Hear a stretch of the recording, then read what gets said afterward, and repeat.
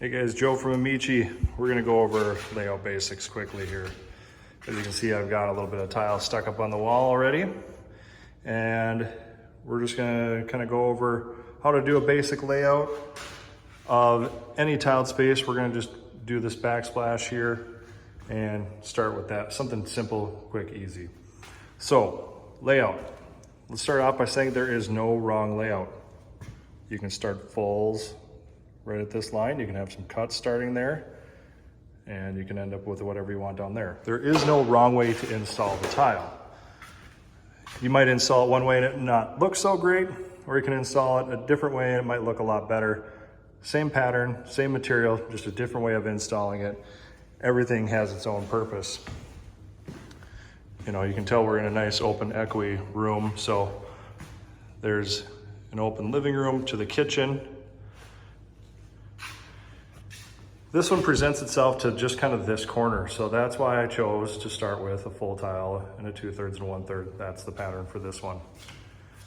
Because this is the one focal point. Why not try to start with a full piece right there? Let's see what happens when we get down there. I've already measured it out. It's gonna work out to almost full down there. It's gonna be just short, which is perfect. If it was a little bit longer than full by like a 1/2 of an inch, then you might think, well, maybe I'll cut this piece, shift it all this way so that I can get a bigger piece down there. That's not wrong. In fact, I would do that if I had a little 1/2 inch piece down here at this end. Because why would I want a tiny little piece in here, or even like a piece I can't even make? Now you're shoving it full of grout. It doesn't look that great.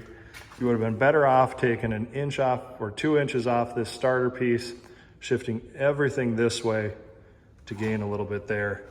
No one would ever notice the difference of that being not a full piece. I use a full there because it's a focal point, but also it's the easiest. So why wouldn't you just start and try to use a full piece here? Coming down off your cabinet, like I said, we're just beyond a full piece. Once we go that 9 feet, these tiles are exactly 12 inches. Most of the time they're not. Sometimes they are. Better lucky than good. And this one we were lucky. So this tile is almost exactly a 3x12 once you add the grout joint into each space. And we're using a 1/16 inch grout joint, which I like to use for backsplashes. You can use an 1/8 too. We just did one with an 1/8 that you can watch previous to this one. But layouts are, where are your trouble points? You know, what do you want to see? What are your trouble points? Outlets can be a trouble point. Anytime you have to cut around anything, let's say this wasn't a microwave, but it was a window that came down a little bit lower. A lot of kitchens have a window like at the sink. You know, you're gonna be cutting into that space. What is your cut gonna look like? You know, that's really what you wanna take into consideration when you're doing a layout, is see how much, you know, how long your tile lays out to be. Is it actually 12 inches? Is it 6 inches? And then start taking some measurements and say, okay, starting here, working over here, my window, I don't want little pieces again. The little pieces you don't want. Just in a general rule of thumb in tile, little pieces look unplanned. Like I didn't give it too much thought and I just kind of, you know, went with the wind. So it's where, these are a trouble point because can you make this cut around the outlet? Or do you have to have a piece that stops in the middle of the outlet? Because let's say this is a bigger tile and it fits all the way around this outlet. And you're now having to cut a perfect box for that to go into. And you can't do it. And a lot of these tiles that you're gonna buy at the bigger box stores, they're brittle, they're hard, they're gonna crack. They're not going to get that cut to happen. So then you could put a seam here and then you can move your layout again.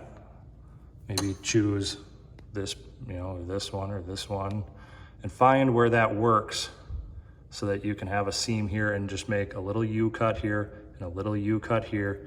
And now that's doable. You'll have to check to see how it ends up down there. You know, maybe if you shifted it just a 1/2 inch this way, it'd make that one work. So it's kind of taken, it's a little bit of math, you know, but it's basic math, you know, just adding and subtracting and figuring out what's what. It's not too hard, and there's no real wrong way to do it. I like to start with fulls all the time on any backsplash. For aesthetic reasons, obviously. I don't want to have this be a cut coming down to my countertop, and this transition from your nice countertops to your backsplash is all chattery because, you know, you're a do-it-yourselfer and you don't necessarily have the professional tools to make a nice clean cut there. So it gets all, looks like a beaver chewed on it and that kind of stuff. So start with a full on your countertop lines and just let it go up. Here, this is an absolute perfect example of better lucky than good, because this tile literally laid, as you can see, a full tile down there and a full tile at the top with a 16th inch joint in between, and it's perfect. Now let's say you had a bigger gap up here and my full tiles came 1/4 inch from that. Well, you have two options. You can put a wedge under that first row, bump it up a little bit. You can get away with up to probably 1/8 of an inch, because generally these are a movement, you know, your cabinet's gonna move different than your backsplash, and this is gonna be a caulked joint no matter what, and it's gonna have a little bit of movement. So you can get away with about 1/8 of an inch going up down there. Anything more kind of looks not that great. So maybe you just need to get that.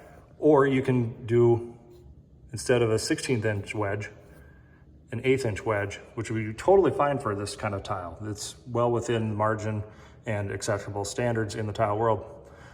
If you do 1/8 of an inch instead of a 16th, you can kind of count.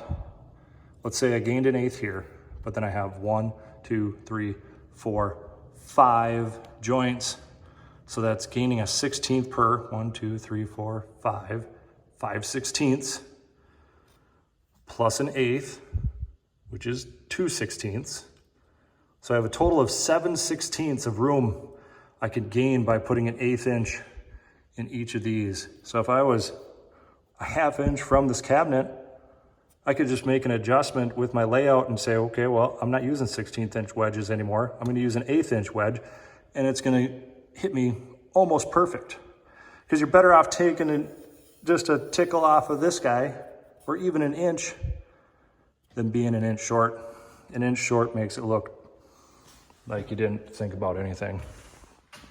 And that's the biggest thing of making tile work look good, is why did you do it? There's gotta be a reason behind it. And that's kind of just a basic understanding of layouts.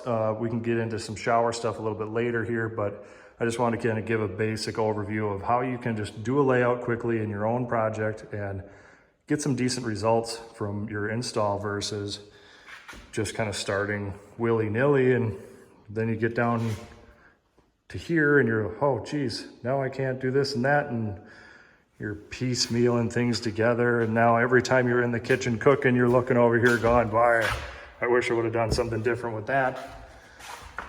You don't want that. So take a little bit of time, do a little bit of math, lay things out, and there is no wrong layout for this scenario. Everything might want something different. We do this layout in a lot of these houses that we do. They have this single, you can see in just the other video, it was a different material, but it was just this one wall again. But you never know if the cabinet's at 18 inches, 18 and a half, 18 and a quarter, 18 and 3/4, because maybe the countertop material is, you know, it's 3 cm, but 3 cm means it's 1 1/8 inches, it's 1 1/4 inches. It's in between that. So, you know, where do they level off of? You know, don't just assume that you made one measurement here, from here to here, that it's the same down here, because it probably isn't, but it's probably close. It depends how good of a job these cabinets were installed, how level the floor was between countertops. You'll see a lot of times where these cabinets don't land even with each other. And easy solution to that is find your taller cabinet. And in this case, this one was slightly taller. I could make up the difference in between the stove cutouts here. But if I couldn't, I'd run that one tight and just shim the tiles there to make my tile work even versus starting with it tight over here. By the time you get here, you hit your countertop. And now you're cutting all these pieces. That wouldn't be any good either. So we're gonna get back after it here and throw this one together. Maybe I'll do a time lapse of it just so you can see it go in. Have a good one.